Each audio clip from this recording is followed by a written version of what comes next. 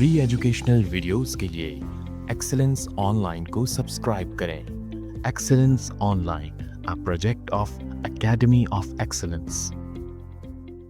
अस्सलाम वालेकुम, this is Ejaz Ali. उम्मीद है कि आप खैरियत से होंगे। जैसे कि आप जानते हैं कि हम एकेडमी ऑफ एक्सीलेंस के क्वालिटी गेस्ट पेपर सॉल्यूशन का काम कर रहे थे और आज हम फर्स्ट ईयर मैथमेटिक्स का जो वो प्री इंजीनियरिंग और कंप्यूटर साइंस का जो मैथ्स का पेपर है उसे हम जनाब सॉल्व करेंगे।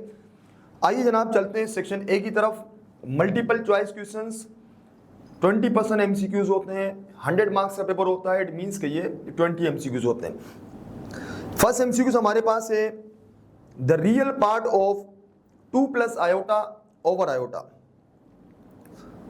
हमारे पास है 2 plus iota over iota। हमें फाइंड आउट करना है जनाब रियल पार्ट, यानी कि इस कॉम्प्लेक्स नंबर के जो कि एक अपॉन की फॉर्म में दिया हुआ है, इसका रियल पार्ट क्या है और इमेजिनरी पार्ट क्या है। ये जो आयोटा है मैं दोनों से डिवाइड कर लेता हूं, यानी कि सूरत हो जाएगी जनाब 2 over iota plus iota over iota. यहां डिनोमिनेटर में आयोटा आ रहा है, इसे खत्म करने के लिए मैं आयोटा से मल्टीप्लाई एंड डिवाइड कर लेता हूं ताकि अपॉन से आयोटा खत्म हो जाए, जबकि दूसरी साइड पर यानी प्लस के बाद आयोटा आयोटा कैंसिल हो जाएगा, 1 बचेगा। ये बन गया 2 आयोटा आयोटा स्क्वायर, और हम जानते हैं कि आयोटा स्क्वायर -1 के बराबर है, तो 2 आयोटा ओवर -1 प्लस 1, जब 1 से डिवाइड करेंगे कोई फर्क नहीं पड़ता, माइनस ऊपर आ जाएगा। अब जनाब अरेंज करने पर ये बन रहा है 1 माइनस 2 आयोटा, और अगर इसे हम ऑर्डर पेयर फॉर्म में लिखें तो 1 कोमा -2, कोमा से पहले हमारे पास है जनाब रियल पार्ट, कोमा के बाद है इमेजिनरी पार्ट। चूंकि सवाल में पूछा गया है real part of the complex number 2 plus iota over iota, तो हम सिर्फ रियल पार्ट बताएंगे। रियल पार्ट इज 1, यानी फर्स्ट नंबर रियल पार्ट और सेकंड नंबर इमेजिनरी पार्ट होता है। जब हम ऑर्डर पेयर फॉर्म में लिखते हैं तो पहला नंबर वो नंबर जो कि आयोटा के बगैर होता है, दूसरा वो जो आयोटा के साथ होता है। तो इसके मुताबिक हमारा जनाब ऑप्शन बन जाता है ऑप्शन ए। सेकंड MCQs की तरफ चलते हैं। 1 plus iota over 1 minus iota to the power 12। अगर इसे हम सॉल्व करने जाएं तो ये एक लेंथी क्वेश्चन बन जाएगा हमारे लिए, क्योंकि 1 plus iota and 1 minus iota को हमें सॉल्व करना पड़ेगा multiplying and dividing by the conjugate. आइए यहां देखते हैं 1 plus iota over 1 minus iota multiply by 1 plus iota over 1 plus iota, यानी 1 प्लस आयोटा से हमने मल्टीप्लाई डिवाइड किया, यानी कॉन्जुगेट डिनोमिनेटर का उससे हमने मल्टीप्लाई डिवाइड किया। 1 plus iota whole square A square minus B square, यहां फॉर्मूला होगा a plus B whole square, A square plus B square plus 2ab 1 minus iota square. हम ये बात जानते हैं कि आयोटा स्क्वायर -1 के बराबर है, तो हम यहाँ पर -1 लिख लेते हैं। नीचे भी आयोटा स्क्वायर की जगह -1 प्लस 1 -1 यहाँ कैंसिल होगा, 2 आयोटा ओवर 2, क्योंकि माइनस माइनस प्लस होगा, 1 प्लस 1 इज 2, यहाँ कैंसिल होगा तो ये आ गया आयोटा। इट मीन्स कि आपने अब ये काम जो मैंने अभी यहाँ किए ये आपने पेपर में नहीं करना, बस ये याद रखना है कि 1 plus iota over 1 minus iota ये बराबर होता है आयोटा के। आइए जनाब क्वेश्चन में हम इस पूरे की जगह आयोटा लिख लेते हैं। पावर है जनाब 12, तो इसे हम ब्रेक कर लेते हैं, iota square to the power 6, ये जानते हुए कि आयोटा स्क्वायर की वैल्यू -1 है। अब जब पावर 6 अप्लाई करेंगे तो चूंकि इवन पावर है तो ये माइनस खत्म हो जाएगा और आंसर आ जाएगा 1। तो आपने ये याद रखना है जनाब कि 1 plus iota over 1 minus iota, इसको सॉल्व करने की जरूरत ना पेश आए, इसका आंसर आयोटा होता है, और इस पर जो भी पावर लगी होगी उसको हम सिंप्लीफाई कर लेंगे। यहां भी हमारा करेक्ट आंसर ऑप्शन ए 1 होगा। नेक्स्ट क्वेश्चन नंबर 3 की तरफ चलते हैं। लेट के बी अ स्केलर, के एक स्केलर है and ABC be the square matrix of the same order. ABC square matrix इसका ऑर्डर सेम है, then K times ABC to the whole transpose equals to. ये हमें क्वेश्चन में पूछा जा रहा है। याद रखिएगा जब हम प्रॉपर्टीज ऑफ ट्रांसपोज पढ़ते हैं तो उसमें हमें ये बताया जाता है जब ट्रांसपोज हम अप्लाई करते हैं प्रोडक्ट पर तो ये ट्रांसपोज अप्लाई होगा प्लस ये जो वो ऑर्डर इसका रिवर्स हो जाएगा, यानी सिंपली K टाइम्स के, चूंकि स्केलर है इस पर ट्रांसपोज नहीं होगा, ट्रांसपोज हम मैट्रिक्स का निकाल रहे होते हैं। ABC जो तरतीब है वो रिवर्स हो जाएगी, तो ये बन जाएगा C ट्रांसपोज B ट्रांसपोज और A ट्रांसपोज। तो ये हमारा करेक्ट आंसर है जनाब option B K times C transpose, B transpose और A ट्रांसपोज। अच्छा, इसमें यहाँ पर ये आपको मजीद आप ये देख लें कि अगर ये इन टर्म्स ऑफ इनवर्स दिया जाए तो भी हम यही काम करते हैं। फर्स्ट कर लें K times A B inverse हो तब भी हम जनाब यानी होल ट्रांसपोज आएगा या होल इनवर्स आएगा, दोनों सूरतों में आप ऑर्डर को भी रिवर्स करेंगे तो आंसर बन जाए K times B inverse into A inverse. तो आप ये याद रखिएगा जनाब कि होल ट्रांसपोज है, होल इनवर्स में हम ऑर्डर को जो है वो रिवर्स कर लेते हैं। नंबर 4 एमसीक्यूज पर आते हैं। नंबर 4 हमारे पास है if A is an idempotent matrix. यहां पर आपको जनाब कुछ डेफिनेशंस मैट्रिक्स की बताई गई थी, वो मैट्रिक्स मैं यहां रिवाइज कर लेता हूं कि अगर A स्क्वायर इटसेल्फ यानी A के ही बराबर है तो इसे हम कहते हैं जनाब आइडेम्पोटेंट। और इसी तरह अगर A स्क्वायर नल मैट्रिक्स के बराबर हो तो ये बन जाता है निल पोटेंट। और A स्क्वायर अगर I यानी यूनिट मैट्रिक्स के बराबर हो तो ये बन जाता है जनाब आइडेंटिटी, इसे हम कहते हैं इनवॉल्यूटरी मैट्रिक्स। तो आपने जनाब ये तीनों डेफिनेशंस याद रखनी है कि आइडेम्पोटेंट में A square equal to A होता है, निल पोटेंट में A square equal to null matrix यानी O आता है, और इनवॉल्यूटरी में A square equal to I होता है। और I आपको मालूम है कि आइडेंटिटी मैट्रिक्स या यूनिट मैट्रिक्स। तो ये बजाय हमारे पास 6 एमसीक्यूज बन जाते हैं कि नाम पूछे जाएं, प्रॉपर्टी जो है वो बताई जाए, या प्रॉपर्टी बताई जाए और नाम पूछा जाए, रिवर्स करके 6 तरीकों से पूछ सकता है। हमारे पास क्वेश्चन था कि अगर A एक आइडेम्पोटेंट मैट्रिक्स है तो अब बताएं प्रॉपर्टी क्या होगी, तो हम जनाब टिक लगाएंगे A square equal to A, जो कि ऑप्शन हमारे पास है जनाब C। नंबर 5 एमसीक्यूज की तरफ चलते हैं। यहां कह रहे हैं A क्रॉस B का magnitude is equal to A dot B का मैग्नीट्यूड, यानी magnitude of A cross B is equal to magnitude of A dot B। और हमसे कहा जा रहा है जनाब then the angle between A and B, theta में मालूम करना है। A क्रॉस B में हम जानते हैं कि जनाब ये बराबर होता है AB साइन थीटा के, और A डॉट B बराबर होता है AB कॉस थीटा के। आइए पुट कर लेते हैं magnitude of A into magnitude of B साथ में साइन थीटा, इसी तरह magnitude of A into magnitude of B साथ में कॉस थीटा।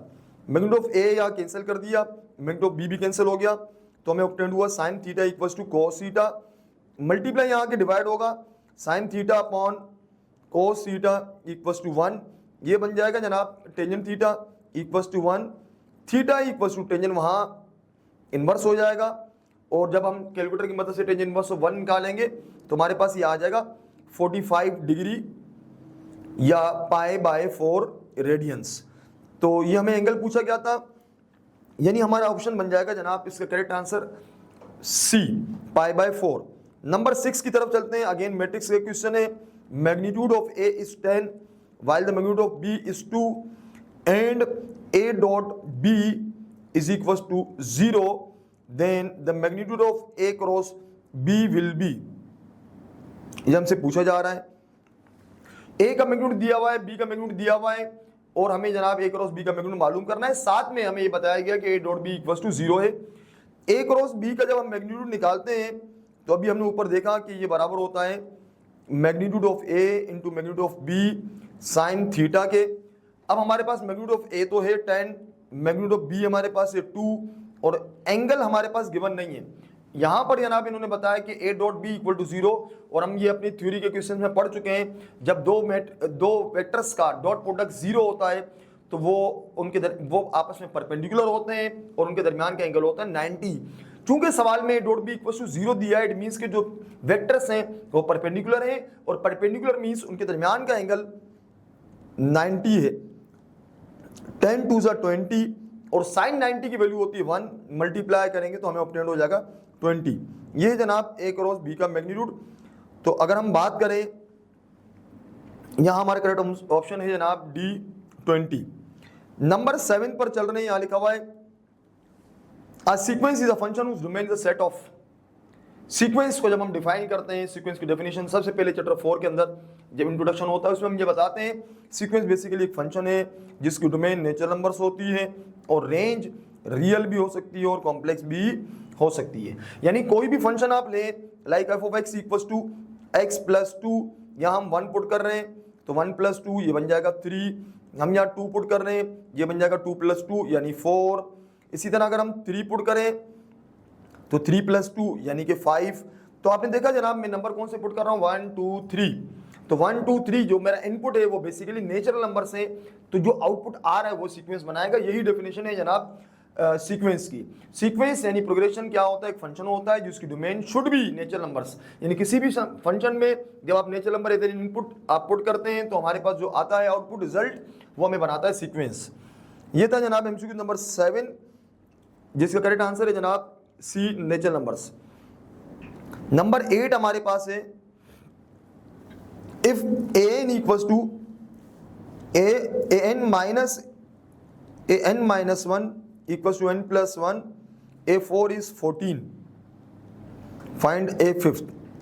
यानी कि हमें एक रिलेशन दिया हुआ है an minus 1 ये दिया हुआ n plus 1 और 4 टर्म हमें दिए हुए 14, फिफ्थ टर्म हमें फाइंड आउट करनी है। यहां पर क्या करेंगे, जहां जहां n मौजूद है वहां पर हम 5 पुट कर लेते हैं, n की जगह 5, यहां पर भी राइट साइड पर भी n की जगह 5, तो ये बन गया a5 माइनस a4 और ये बन गया 6। a4 की वैल्यू हमें दी हुई है जनाब 14, माइनस 14 वहां जाके हो जाएगा +14, तो 6 + 14 ये बन जाता है जनाब फिफ्थ टर्म का आंसर आ गया 20। तो जनाब ऑप्शन के मुताबिक डी हमारा करेक्ट आंसर होगा। नंबर 9 की तरफ चलते हैं, समेशन n इक्वल्स टू 40 से लेकर 46 तक 100 time n to the power 0, ये हमें फाइंड आउट करना है। अगर आपके पास साइंटिफिक कैलकुलेटर है, सिंपली आप इसको टाइप करके डायरेक्टली आंसर ऑब्टेन कर सकते हैं, लेकिन मैनुअल तरीका भी आपको आना चाहिए। सबसे पहला काम हम यहाँ क्या करते हैं, इस मल्टीपल को कोफिशिएंट को हम बाहर कर लेते हैं। 100 समेशन से बाहर आ गया, from n equals to 40 to 46 n to the power 0। अब सूरत ये है जनाब 40 से 46 तक के नंबर 40, 41, 42 टिल 46 हमें पुट करना है। कहाँ पुट करना है, n टू द पावर 0 में। तो कहानी बनेगी कुछ इस तरह, 100 टाइम्स 40 की पावर 0, 41 की पावर 0, 42 की power 0, 43 to the power 0, 44 to the power 0, 45 and 46 की पावर 0। टोटल ये 7 नंबर्स हैं और हम ये बात जानते हैं जब किसी नंबर की पावर 0 हो तो वो 1 के बराबर होता है। तो 1 + 1, इन सब की जगह हम 1 लिख लेते हैं और ये बन गए 100 टाइम्स 7 और फाइनल आंसर आ गया जनाब 700। ऑप्शन सी हमारे पास है। नंबर 10 की तरफ चलते हैं, the product of the numbers 12 13 14 is also equal to, ये प्रोडक्ट क्या किसके बराबर है। ऑप्शंस हमारे पास है जनाब 15p3, 15c3, 14p3 and 14p3। तो 15p3, 15c3, 14p3 और 14c3 हमारे पास है। हमें पता लगाना है किसको सिंप्लीफाई करके ये आंसर बनेगा 12 13 14। यहाँ छोटी सी मैं एग्जांपल दूंगा, तो आप गौर कीजिएगा। मैंने एक ट्रिक बताई थी परमुटेशन के अंदर, जैसे फर्स्ट कर लें, लिखा हुआ है 7p3। तो तरीका ये था कि जनाब हम 7 से स्टार्ट करते हैं और 3 नंबर्स को आपस में मल्टीप्लाई करते हैं कंसेक्यूटिव, यानी 7 के बाद 6 के बाद 5। ये एक शॉर्ट तरीका है परमुटेशन फाइंड आउट करने के लिए। 7p3 पूरे आप फैक्टोरियल निकालने की जरूरत नहीं है, 7 से स्टार्ट करेंगे, 3 नंबर्स को आप लिखेंगे 7 6 5। तो मालूम ये हुआ कि अगर हमें राइट साइड दी जाए और हमें जनाब परमुटेशन की फॉर्म में लिखना हो तो हम पहले स्टार्टिंग पॉइंट लिखते हैं, फिर ये देखते हैं कितने नंबर्स हैं। जैसे यहां पर अगर आप देखें 12 13 14, लेकिन एक चीज पर आप गौर करें, जो पैटर्न हमें क्वेश्चन में यहाँ पर परमुटेशन में आता है वो कंटिन्यूसली डिक्रीज होता है। जैसे यहाँ मैंने एग्जांपल दी 7 then 6 then 5, जबकि क्वेश्चन में बेवकूफ बनाने के लिए 12 13 14 लिखा हुआ है। पहले हम इसको अरेंज कर लेंगे 14 13 एंड 12। जब मैं इस चीज को, इस एग्जांपल को फॉलो करूं तो ये बन जाता 14 और p के नीचे यहाँ पर आ जाएगा 3। ये जनाब एक शॉर्ट तरीका है 14p3 फाइंड आउट करने का कि आप 14 13 एंड 12 को मल्टीप्लाई करें। तो ये हमारे पास है जनाब एमसीक्यू नंबर 10। अब आते हैं जनाब 11 पर। कह रहे 2 teams A and B are playing a match. A और बी 2 टीम्स हैं, आपस में मैच खेलनी है। The probability that the team A wins is, कितना चांस है, कितना इम्कान या एहतमाल है कि ए टीम जीतेगी। देखिए जब मैच हो रहा होता है तो हमारे पास जनाब 3 पॉसिबिलिटीज होती हैं, यानी 3 आउटकम्स, यानी 3 रिजल्ट्स आ सकते हैं। आइदर ए विल विन, या ए विल लॉस, अगर ए के हिसाब से मैं बात करूं, ए जीत जाएगा या हार जाएगा, और थर्ड कंडीशन होती है ड्रॉ की। इट मींस के there are 3 possibilities in the sample space, win, loss और थर्ड हमारे पास है ड्रॉ। हमसे पूछा गया है जनाब क्या प्रोबेबिलिटी है कि team A will win. For team A there are 3 possibilities, win, loss and draw. तो हमारी फेवर में जो आउटकम है वो सिर्फ एक ही है, win. Number of outcome in sample space हमारे पास है जनाब 3। Number of outcomes in A are 1। The formula for the probability of any event A is N of A divide by N of S. N of A को आप N of S से divide कर लेंगे, 1/3 हमारा answer आ जाएगा। Correct answer हमारे पास है ऑप्शन ए, 1/3। नंबर 12 एमसीक्यूज की तरफ चलते हैं। सिंपल सा एमसीक्यूज पूछा गया है। चैप्टर 7 में हम जब 7.1 पढ़ते हैं वहाँ पर हमें मैथमेटिकल इंडक्शन करवाया गया है। वहाँ जो तमाम हमारे पास जो क्वेश्चंस दिए गए होते हैं, जिस इक्वेशन को हमें वेरीफाई करना होता है कि वो ट्रू है, वो सब P ऑफ n की टर्म्स में होते हैं, जिसे हम कहते हैं जनाब प्रोपोजिशन ऑफ n। चूंकि जनाब प्रोपोजिशन एक प्रपोजल होती है, यानी वो जो अनडिसाइडेड है जिसको आपने अब तक प्रूफ नहीं किया, तो वो मैथ्स की ज़बान में प्रोपोजिशन कहलाती है। तो यहाँ आपसे कह रहे हैं जनाब इन mathematical induction P of n is use for polynomial of n, permutation of n, paradox of n and proposition of n। तो करेक्ट आंसर इसका है D, proposition of n।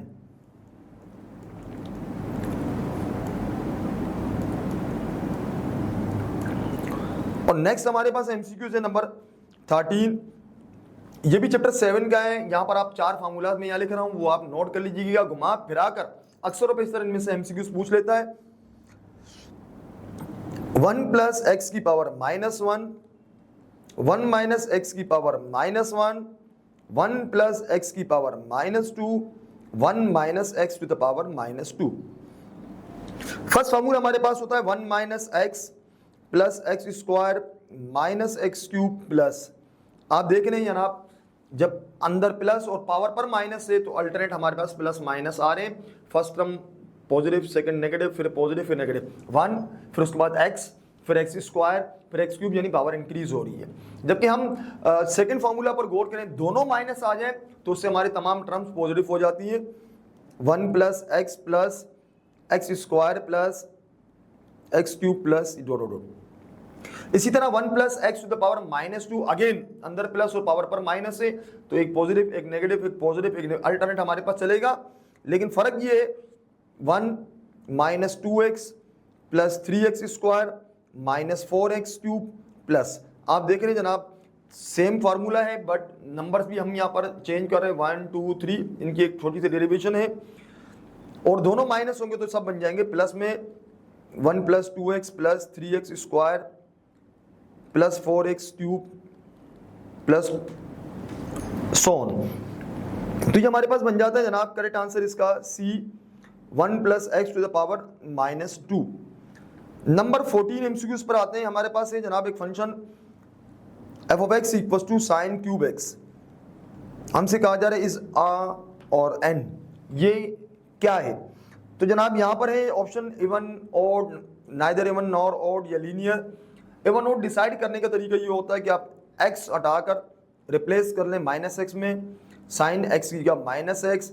Power को मैं बाहर शो कर लेता हूँ। हमने पढ़ा था साइन ऑफ माइनस थीटा इस माइनस साइन थीटा, तो ये बन जाएगा माइनस साइन एक्स पावर है 3। चूंकि ये ओड पावर है तो माइनस रहेगा, minus sign cube x.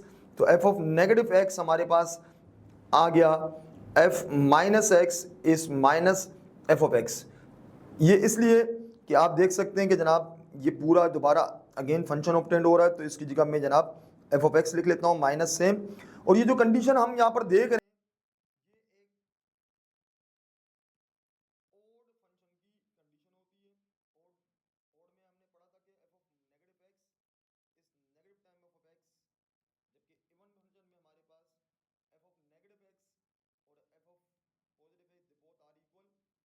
MCQ हमारे पास है जनाब 15। The domain of the function, एक फंक्शन हमें दिया हुआ है of X equals to 2x minus 3 over 4x minus 5। याद रखिएगा जब भी आपको रेशनल फंक्शन दिया है, रेशनल फंक्शन क्या होता है, दो पॉलिनोमियल्स को जब हम डिवाइड करते हैं तो जो फंक्शन हमें ऑब्टेन्ड होता है उसे हम कहते हैं रेशनल फंक्शन। और जब आपको एक रेशनल फंक्शन दिया जाए और साथ में उसकी डोमेन फाइंड आउट करनी हो तो हम ये पता लगाना चाहते हैं कि वो फंक्शन उसका डिनोमिनेटर कब जीरो बनेगा। ये पता लगाने के लिए मैं डिनोमिनेटर को साइड पर ले जाता हूँ, उसे इक्वल टू जीरो लग जाता हूँ, तो 4x माइनस 5 वहाँ जाके प्लस 5 हो जाएगा, x आ गया 5/4, यानी x इक्वल टू 5/4 वो वैल्यू है जो 4x माइनस 5 को जीरो बना देगी, यानी x इक्वल टू 5/4 वो वैल्यू है जो हमारे डिनोमिनेटर को जीरो बना देगी। डिनोमिनेटर जीरो होने से क्या होता है, डिनोमिनेटर जीरो होने से हम ये बात जानते हैं, any number divide by zero, जब किसी भी नंबर को हम जीरो से डिवाइड करेंगे तो बन जाता है इन्फिनिटी। हम इसलिए चाहते हैं कि जनाब पता लगाएं किस वैल्यू से यहाँ जीरो बनेगा, उसको पता लगाने का तरीका डिनोमिनेटर को इक्वल टू जीरो रखें, solve for x, then you have to find out the value of x, that is the exceptional value that will become denominator is zero। तो हमने वो वैल्यू पता लगा ली जनाब जिससे वो जीरो बनेगा। सो हम जब डोमेन की बात करेंगे तो हम कहेंगे जनाब domain of the function f of x is all real numbers except 5/4। आप जो नंबर चाहें यहाँ पुट कर सकते हैं। Domain means input of any function, जो आप किसी फंक्शन में पुट कर सकते हैं उसे हम जनाब उन वैल्यूज के सेट को हम कहते हैं डोमेन। और हम यहाँ ये कहना चाह रहे हैं कि आप each and every real number को यूज कर सकते हैं इस फंक्शन को ऑब्टेन करने के लिए, इस फंक्शन में वैल्यूज को ऑब्टेन करने के लिए, सिवाय 5/4 के। और वो क्यों, क्योंकि 5/4 वो वैल्यू है जिसकी वजह से हमारा डिनोमिनेटर जीरो बनेगा, चाहे ऊपर कुछ भी हो और डिनोमिनेटर अगर जीरो बन गया तो हमारा आंसर इन्फिनिटी बन जाएगा, and infinity is not a number. So we can say that the given function is defined at all real numbers except 5/4। तो यहाँ यही कह रहा है कि जनाब domain of function f of x equals to 2x minus 3 over 4x minus 5 is the set of all real numbers except, हमसे accept पूछा जा रहा है कौन सी वैल्यू है तो हम कहेंगे 5/4, ऑप्शन सी। नंबर 16 हमारे पास सिंपल सा एक एमसीक्यू पूछा गया है, a group of angles are allied angles of the basic angle theta if sum or difference of any two of them give integral multiples of। जब हम यहाँ पढ़ते हैं अलाइड एंगल्स को तो याद रखिएगा कि हम यहाँ पर 90 के मल्टीपल्स देख रहे होते हैं, तो करेक्ट आंसर इसका बन जाएगा जनाब 90 डिग्री या π/2 अगर ऑप्शन में होता तो उसे हम करेक्ट कर लेते। Number 17, a circle which passes through all the vertices of a triangle. फर्ज कर लें एक सर्कल है, ये सर्कल इज पासिंग थ्रू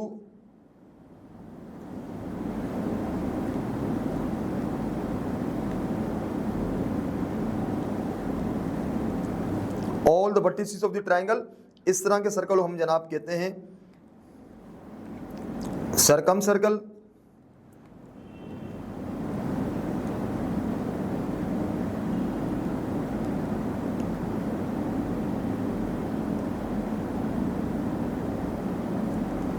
या दूसरा नाम हमारे पास होता है सरकम स्क्राइबिंग सर्कल।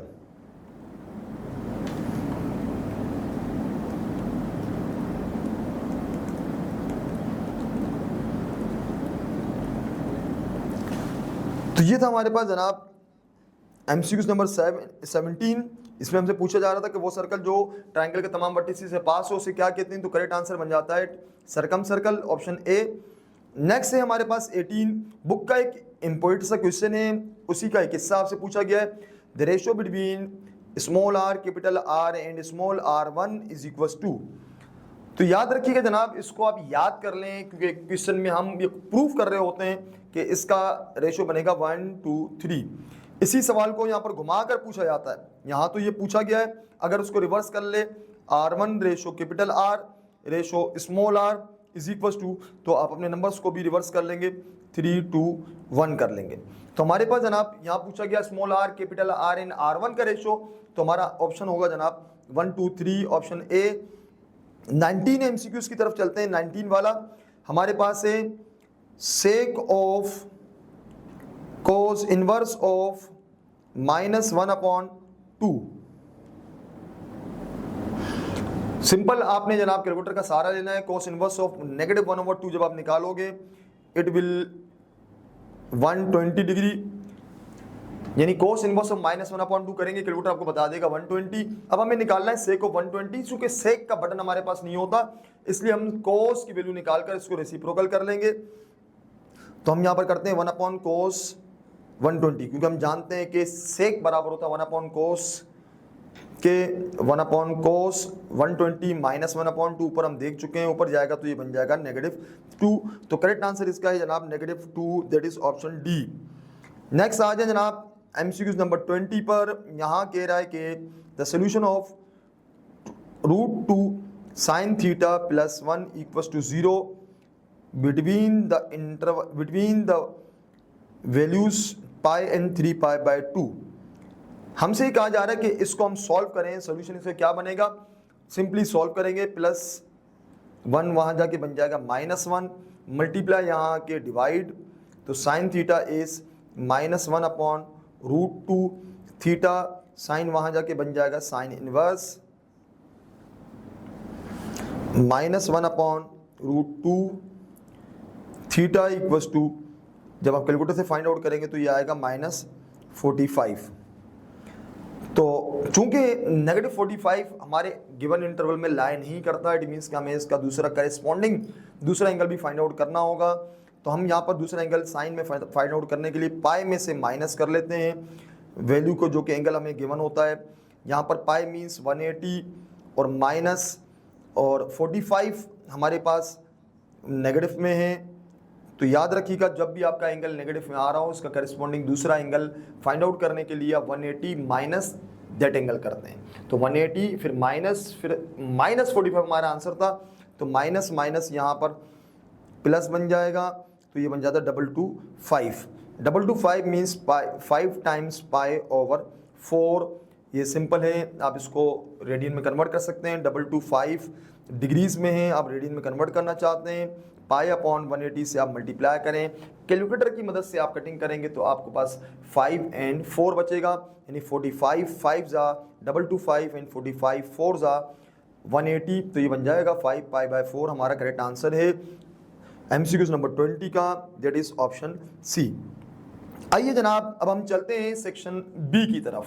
सेक्शन बी में हमारे पास क्वेश्चन नंबर 2 से स्टार्ट हो रहा है और पार्ट 1 में क्वेश्चन हमारे पास है solve the complex equation x + 3 iota whole square equals to 2y iota। ये हमें क्वेश्चन दिया हुआ है जनाब, हमें जनाब सॉल्व करना है, यानी we have to find out the values of x and y। तो a + b whole square formula इस्तेमाल करेंगे, a² + b² + 2ab और राइट साइड पर है 2y iota, x² + 9 iota² + 2 3 6x iota 2y iota। तो आपने देखा जनाब हम इसको सिंप्लीफाई करने जा रहे हैं। आयोटा स्क्वायर की वैल्यू है जनाब -1, तो आयोटा स्क्वायर की जगह -1 लिख लेता हूँ, + 6x iota 2y iota। हमें जनाब सॉल्व करना है फॉर x एंड y। मजीद सिंप्लीफिकेशन क्या होगी, plus minus, -9 1 9 + 6x iota 2y iota। अब अगर हम जो लेफ्ट साइड पर कॉम्प्लेक्स नंबर है और जो राइट साइड पे कॉम्प्लेक्स नंबर है उसको हम ऑर्डर पेयर फॉर्म में लिख लेते हैं फॉर आवर कन्वीनियंस।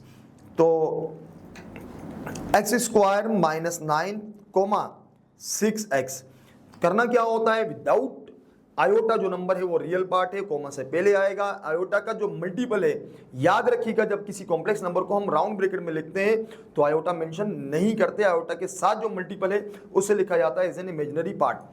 तो राइट साइड पर आप देख सकते हैं एक ही टर्म है 2y आयोटा, यानी विदाउट आयोटा कोई टर्म नहीं है, दैट्स व्हाई जनाब रियल पार्ट इज 0 और imaginary part is 2y. Now we are going to equate these two complex numbers, x² -9 equal to 0, 6x equals to 2y। तो -9 वहाँ जाके हो जाएगा +9 और हम taking root on both side करेंगे to find out the value of x। x हमारे पास आ गया +-3। अब x की वैल्यूज को हम यहाँ पुट कर देते हैं, मैं बीच में लाइन लगा रहा हूँ क्योंकि दो वैल्यूज हमारे पास आई, एक +3 और दूसरा -3। x की जगह मैंने 3 ऑप्टेन पुट कर लिया और दूसरी जगह x की जगह मैंने -3 पुट कर लिया। तो जनाब 6 3 18, 2y, 6 3 ये भी 18 माइनस में 2y, 2 मल्टीप्लाई यहाँ के डिवाइड होगा 18/2 it will 9 and -18/2 will be -9। तो हमने जनाब यहाँ सॉल्व कर लिया। अब हम जनाब इस पूरे को सोल्यूशन सेट की फॉर्म में लिखेंगे कि हमने जब 3 पुट किया, याद रखिएगा पहले आप x की वैल्यू को मेंशन कर रहे होते हैं राउंड ब्रैकेट में, जब हमने 3 पुट किया तो आंसर ऑब्टेन्ड हुआ 9, -3 पुट किया तो आंसर ऑब्टेन्ड हुआ -9। तो ये हमारे सोल्यूशन सेट बन गया। दूसरा हमारे पास इसी में और करके एक और सवाल लिखा हुआ है, कह रहे solve the quadratic equation z square -6z equals to -13 by computing the squares where z is a complex number। आपको जनाब एक क्वाड्रेटिक इक्वेशन दी हुई है और z इसमें कहा जा रहा है कॉम्प्लेक्स नंबर है, आपको सॉल्व करना है। क्वाड्रेटिक इक्वेशन को सॉल्व करने के लिए हम फैक्टराइजेशन भी यूज करते हैं, कंप्यूटिंग द स्क्वायर्स भी यूज करते हैं और क्वाड्रेटिक फार्मूला भी इस्तेमाल कर रहे होते हैं। यहां पर आपको कहा गया है कि आप कंप्यूटिंग द स्क्वायर्स यूज करें। कंप्यूटिंग द स्क्वायर्स का पहला स्टेप होता है जनाब to separate the constant term. यहां आप देख सकते हैं कि ऑलरेडी कांस्टेंट को सेपरेट किया गया है, यानी 13 उस साइड पर मौजूद है।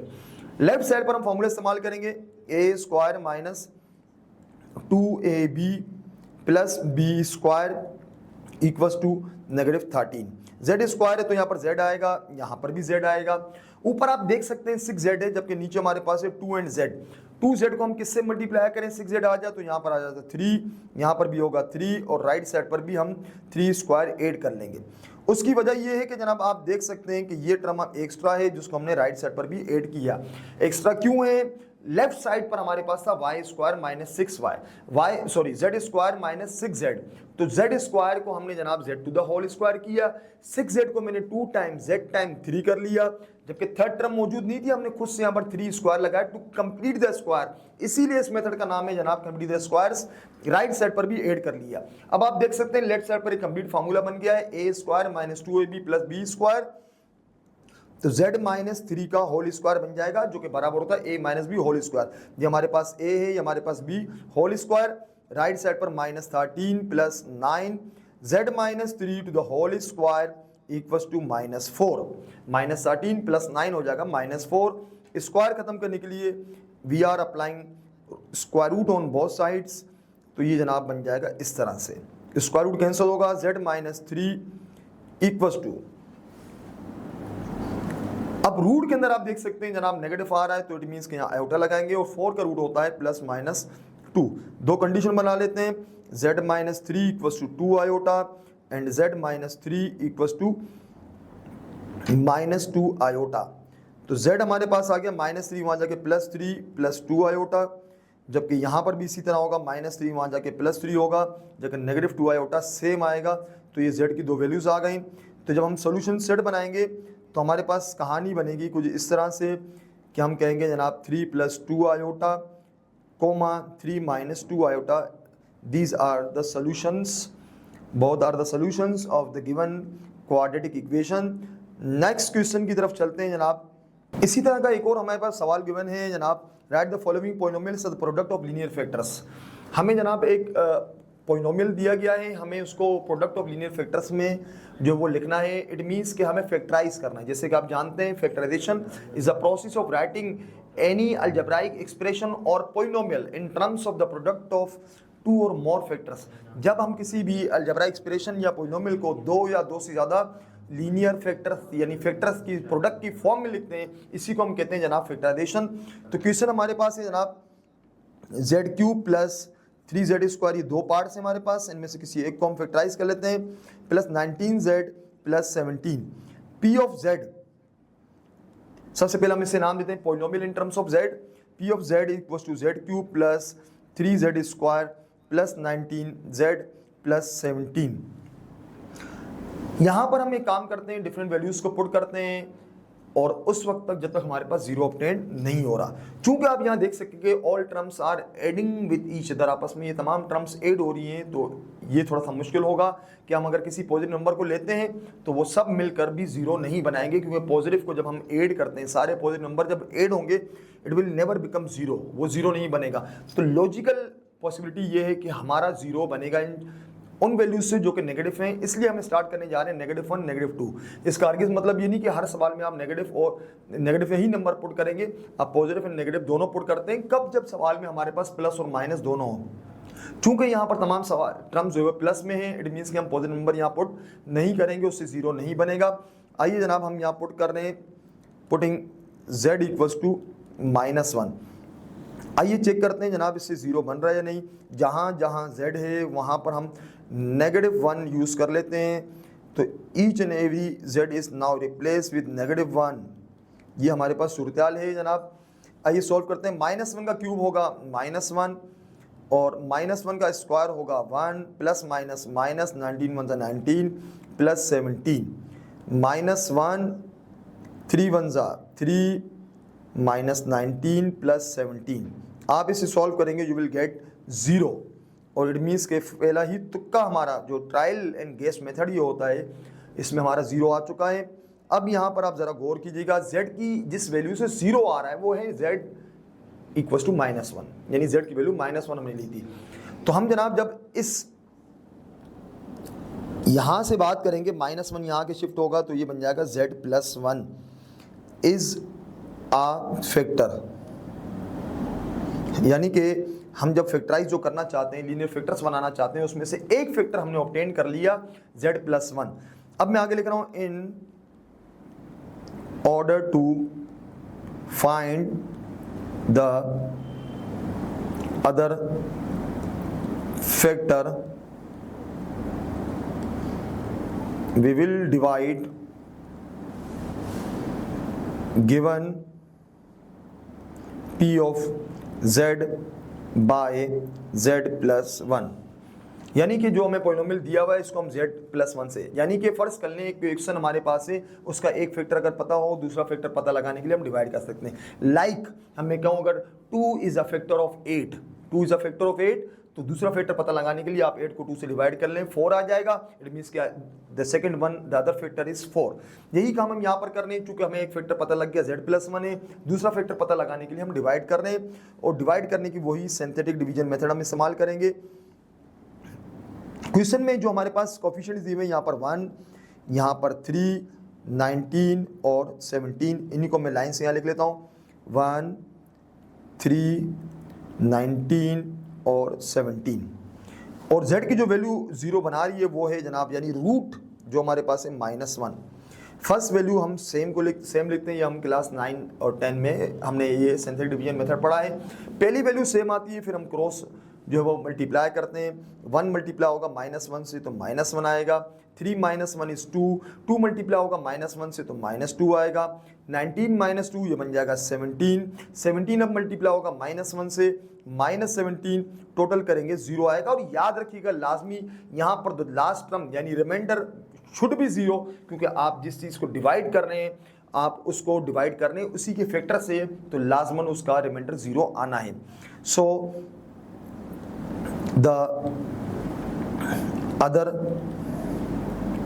फैक्टर इज, दूसरा फैक्टर हमारे पास, चूंकि हमारा क्वेश्चन था क्यूबिक फॉर्म में, तो हम यहाँ पर एक पावर कम कर लेंगे स्क्वायर फॉर्म में। z स्क्वायर नंबर है 1, फिर z सेकंड नंबर है जनाब 2, फिर हमारे पास एक कांस्टेंट टर्म यानी 17, तो सेकंड टर्म हमें ऑब्टेन हो गया second factor z square plus 2z plus 17। अब आप यहाँ देख सकते हैं कि सवाल के शुरू में फरमाया गया कि लीनियर फैक्टर पता लगाने, तो लीनियर फैक्टर के लिए मजीद ये जो क्वाड्रेटिक दिया हुआ है इसको हम इक्वल टू 0 रखते हैं to solve this quadratic equation. किस तरीके से सॉल्व करेंगे?